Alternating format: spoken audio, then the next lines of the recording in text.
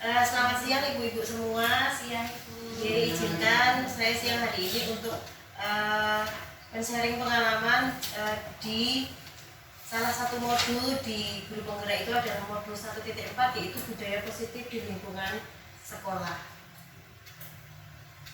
Pertama-tama kita akan belajar tentang apa sih arti kata disiplin. Mungkin kalau ibu-ibu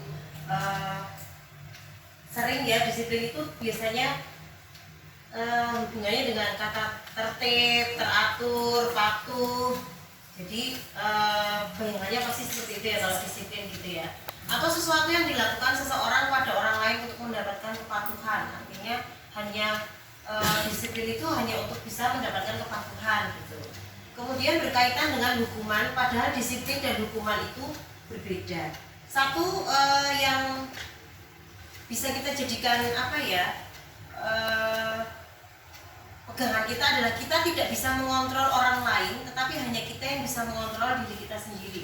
Misalnya ibu punya sesuatu yang ada di tangan, penting sekali kemudian berusaha mempertahankan gitu ya. Ada orang yang merayu apapun, kalau itu sesuatu yang penting buat kita akan berusaha untuk tidak melepaskannya. Jadi yang menjadi kontrol buat yang bisa mengontrol itu cuma diri kita gitu, bukan orang lain gitu. Nah, disiplin menurut Ki Hajar Dewantara dan Diane Gosen adalah sebagai bentuk kontrol diri, yaitu belajar untuk kontrol diri agar dapat mencapai suatu tujuan mulia. Tujuan mulia di sini apa? Yaitu mengacu pada nilai-nilai atau prinsip mulia yang dianut seseorang. Kita namakan nilai-nilai tersebut sebagai nilai kebajikan yang universal. Kalau di dalam kurikulum ini ada yang namanya pelajar Pancasila, jadi ada dimensinya, ada banyak. Nah, itu bisa dianggap sebagai nilai kebajikan. Nah, untuk orang itu melakukan sesuatu, misalnya untuk patuh atau untuk melakukan sesuatu, itu ada motivasinya. Motivasi itu ada yang berasal dari dalam diri, yaitu motivasi intrinsik, karena biasanya dia melakukan sesuatu itu karena ingin menghargai diri sendiri. Misalnya ketika orang itu patuh untuk datang ke sekolah mengajar tepat waktu, artinya tidak terlambat, itu mungkin ibu-ibu motivasinya apa nih? Karena supaya tidak ditegur kepala sekolah, atau karena biar tidak dihukum gitu. Tetapi lebih kepada motivasi dari dalam, yaitu ingin menghargai diri sendiri, menghargai waktu. Kalau dari luar misalnya untuk menghindari hukuman ya tadi, supaya datangnya tidak dihukum gitu ya sama bu kepala, atau tidak dapat peringatan, itu motivasi dari luar. Jadi untuk menghindari hukuman atau untuk mendapatkan penghargaan atau imbalan.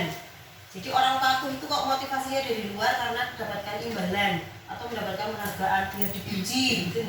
Nah, itu motivasi dari luar. Nah, kemudian kalau supaya tidak dapat hukuman itu apa sih? Biasanya cenderung ke arah fisik. Jadi kalau bapak ibu, kalau ibu-ibu di sekolah itu menghukum anak-anak biasanya lebih ke fisik ya, atau lebih ke kata-kata yang mungkin nggak di sekolah, kalau di rumah misalnya sama anak gitu. Kalau hukuman itu biasanya lebih ke fisik nih, nggak boleh nanti tak hukum misalnya dikunci gitu ya, atau di mana gitu. Nah, tapi kadang-kadang hukuman itu akan membuat anak trauma. Kadang-kadang dengan suara yang keras, suara yang kasar gitu deh. Nah, yang paling baik adalah yang namanya restitusi. Jadi ini yang harus kita kembangkan di sekolah, yaitu proses menciptakan kondisi bagi murid untuk memperbaiki kesalahan mereka sehingga mereka bisa kembali pada kelompok mereka dengan karakter yang lebih baik. Nah, setelah tadi tahu ada nilai-nilai kebajikan, nah ini namanya keyakinan kelas. Keyakinan kelas kita adalah namanya nilai-nilai kebajikan universal yang disepakati secara tersirat dan tersurat, lepas dari latar belakang suku, negara, bangsa maupun agama. Jadi keyakinan kelas itu bisa kita buat dalam satu kelas berdasarkan dari masukan dari anak-anak. Jadi bukan dari kita yang menentukan, tapi dari anak-anak yang menentukan. Ini kemarin contohnya sudah saya lakukan di kelas. Jadi anak-anak mengusulkan apa untuk menjadi sesuatu yang menjadi keyakinan kelas dia gitu ya, keyakinan kelas yang akan disepakati bersama. Contohnya kalau di tempat kami kemarin ini, menyayangi semua teman, kemudian menjaga kebersihan kelas, menjadi murid yang baik. Saya lanjutkan ya. Untuk yang ketiga adalah keyakinan kelas. Keyakinan kelas itu apa? Adalah nilai-nilai kebajikan universal yang disepakati secara tersirat dan tersurat, lepas dari latar belakang suku, negara, bahasa, maupun agama. Jadi keyakinan kelas itu lebih bersifat abstrak daripada peraturan yang lebih rinci dan konkret. Biasanya kalau selama ini di dalam kelas, ibu-ibu semua ada peraturan kelas, tapi kalau keyakinan kelas itu sifatnya lebih abstrak, berupa pernyataan-pernyataan universal. Pernyataan keyakinan kelas senantiasa dibuat dalam bentuk positif. Keyakinan kelas hendaknya tidak terlalu banyak sehingga mudah diingat dan dipahami oleh semua warga kelas. Keyakinan kelas sebaiknya sesuatu yang dapat diterapkan di lingkungan tersebut. Semua warga kelas hendaknya ikut berkontribusi dalam pembuatan keyakinan kelas lewat kegiatan curah pendapat. Bersedia meninjau kembali keyakinan kelas dari waktu ke waktu. Yang sudah saya lakukan di sekolah kemarin adalah membuat keyakinan kelas bersama anak-anak. Jadi keyakinan kelasnya ini kita tulis berdasarkan apa yang diungkapkan oleh anak-anak. Jadi anak-anak mengungkapkan apa, kita akan tulis. Dan setelah kita peroleh beberapa, baru saya buat seperti ini. Keyakinan kelas di TK: menyayangi semua teman, menjaga kebersihan kelas, menjadi murid yang baik, mau bermain bersama teman, mengembalikan dan merapikan mainan dan peralatan setelah digunakan, menghormati orang yang sedang berbicara.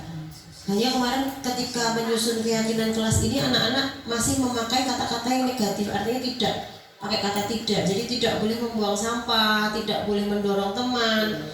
Jadi kalau keyakinan kelas itu sebaiknya kata-katanya adalah kata-kata yang positif gitu. Jadi nanti ibu-ibu mungkin bisa membuat di kelas keyakinan kelas bersama anggota satu kelas nih. Nanti bisa ditempelkan di kelas untuk bisa disepakati bersama. Nah, kebutuhan dasar manusia itu ada 5, yaitu 1, bertahan hidup, yang kedua merasa diterima, yang ketiga kebebasan, yang keempat kesenangan, yang kelima penguasaan. Jadi di dalam kelas pun kita akan juga melihat kebutuhan dasar, 5 kebutuhan dasar ini dari anak-anak. Jika anak-anak ada yang misalnya di kelas itu bosan, tidak mau mengerjakan, kita bisa melihat ada kebutuhan dasar apa yang harus dia penuhi gitu. Jadi ketika dia merasa bosan, pengen bermain di luar, berarti dia kebutuhannya adalah kebebasan. Kalau dia merasa kok bu guru lebih sayang sama yang satu, kenapa aku nggak diperhatikan, berarti kebutuhannya ada di nomor 2, yaitu merasa diterima, merasa disayangi dan diterima gitu. Jadi kalau yang kesenangan, artinya dia senang apa sih, nggak suka menggambar. Kalau dia nggak suka menggambar, kita tidak boleh memaksa. Jadi kebutuhannya adalah kebutuhan akan kesenangan. Jadi dia kesenangannya menggambar, kita tidak boleh memaksa untuk yang lain. Misalnya dia nggak suka gitu ya. Ini adalah kebutuhan dasar dari manusia, tetapi juga menjadi kebutuhan dasar anak di dalam kelas. Nah, yang kelima kita akan belajar tentang posisi kontrol. Selama ini kita menjadi guru itu, jika ada anak yang melakukan kesalahan, sering berada dalam posisi yang mana? Jadi ada 5 posisi kontrol. Yang pertama adalah penghukum, yang kedua adalah pembuat merasa bersalah, yang ketiga sebagai teman, yang keempat sebagai pemantau, dan yang kelima adalah sebagai manajer. Apa perbedaannya? Kita akan lihat satu-satu nih. Kalau penghukum mungkin tidak terlalu terlihat. Penghukum itu biasanya kan menggunakan hukuman fisik sebagai atau maupun verbal. Jadi kita biasanya banyak melakukan yang di dalam sini ya, maksud sebagai penghukum. Jadi kata-katanya itu nada suaranya tinggi, bahasa tubuh, matanya melotot dan jari menunjuk-nunjuk, menghardik. Ini namanya tipe yang penghukum. Jadi misalnya ada anak yang terlambat, itu kita akan Wah, kamu terlambat lagi, selalu datang lambat. Kapan sih bisa datang tepat waktu? Ya, artinya dia penghukum gitu ya. Nah, yang kedua adalah pembuat merasa bersalah. Mungkin ini yang banyak dilakukan oleh guru-guru ya. Jadi membuat merasa bersalah, artinya kita akan berbicara dengan nadanya itu nadanya lebih lembut, halus. Tetapi seperti dicontohkan itu ya, Adik, kamu ini bagaimana ya? Kamu sudah berjanji dengan ibu tidak akan terlambat lagi. Kamu kenapa ya senang sekali mengecewakan ibu? Ibu benar-benar kecewa sekali. Nah, artinya kalau pembuat merasa bersalah itu kita kata-katanya akan membuat anak itu menyadari sendiri, membuat merasa, iya ya aku tuh salah gitu. Bunda. Kemudian yang ketiga, ini adalah posisi sebagai teman. Nah, kalau posisi sebagai teman,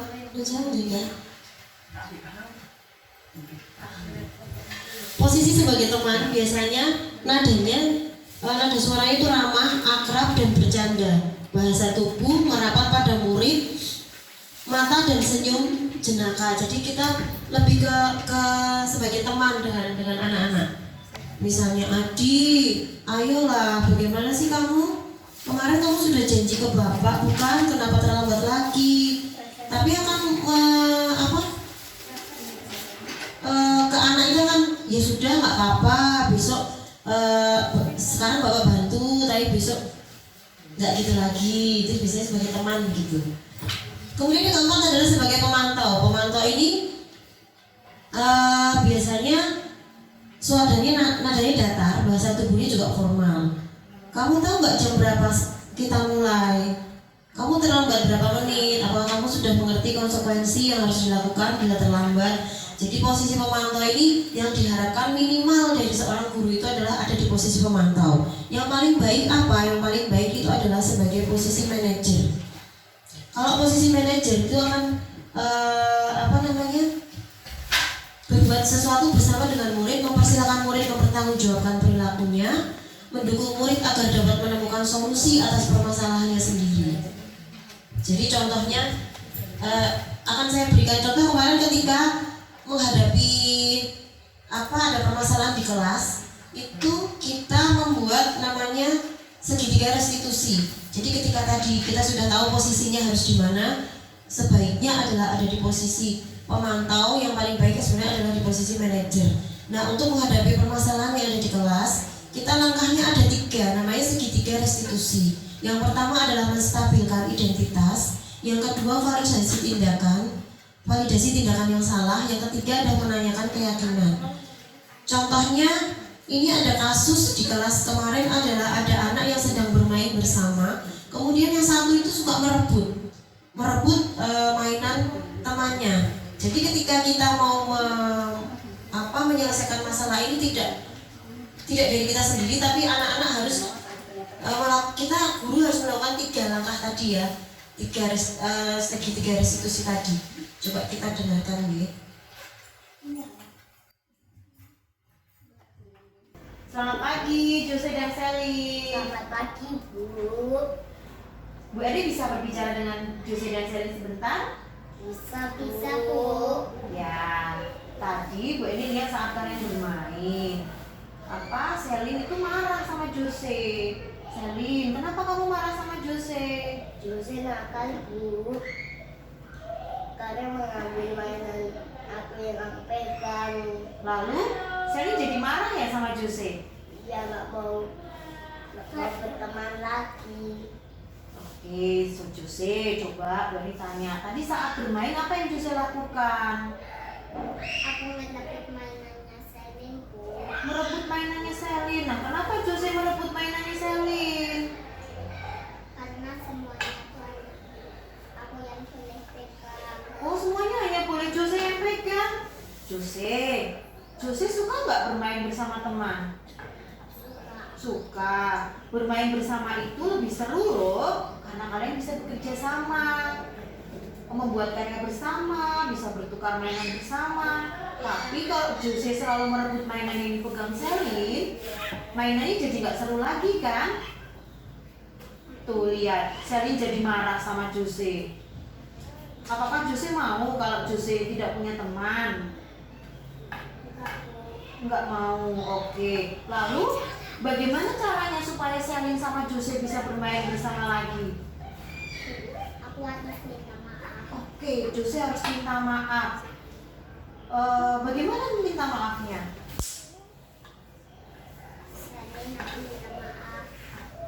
Oh, Beri nggak dengar loh. Selin, aku minta maaf. Oke, lalu bagaimana dengan Selin? Apakah Selin mau memaafkan Jose? Mau tapi ada syaratnya. Mau, tapi ada syaratnya. Apa ya syaratnya? Tidak boleh kalau aku pegang. Apa? Tidak boleh mengulang lagi merebut mainan ya? Oke, Jose. Tadi si Selin mau memaafkan kalau Jose tidak mau mengulang lagi. Bagaimana menurut Jose? Ya Bu, aku cantik. Tidak mengulang lagi. Minta maaf Jose. Minta maaf. Ayo kita main lagi. Oke, anak-anak hebat. Terima kasih kalian sudah mau bermain bersama lagi, sudah tidak marah lagi. Terima kasih.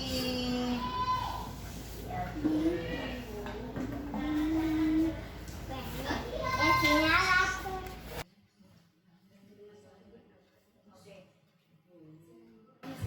Jadi ketika dua orang ini, yang cowok ini kan merebut mainannya, kemudian yang cewek ini tidak mau, sampai akhirnya dia tidak mau bermain bersama.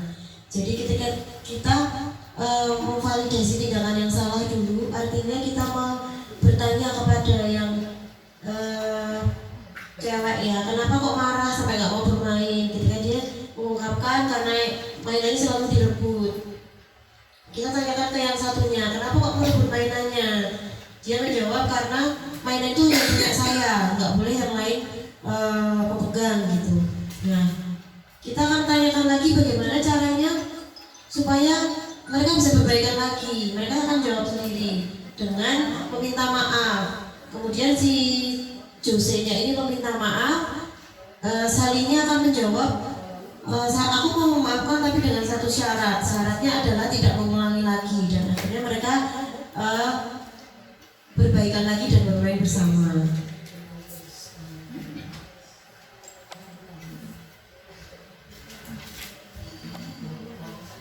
Sama, ini juga, ini ketika ada anak yang tidak mau merapikan peralatan yang telah digunakan, ketika kita tanya, dia maunya segera ingin bermain di luar.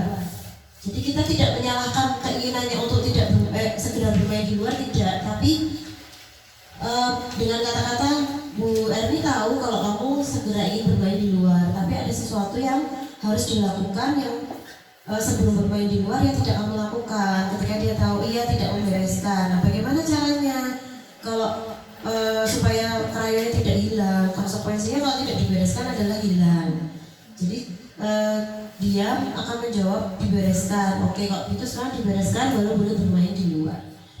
Jadi ketika kita mempunyai menemukan permasalahan pada anak-anak, sebaiknya kita ada di posisi kontrol yang benar dengan melakukan langkah segitiga diskusi yang benar. Begitu materi yang bisa saya bagikan pada hari ini.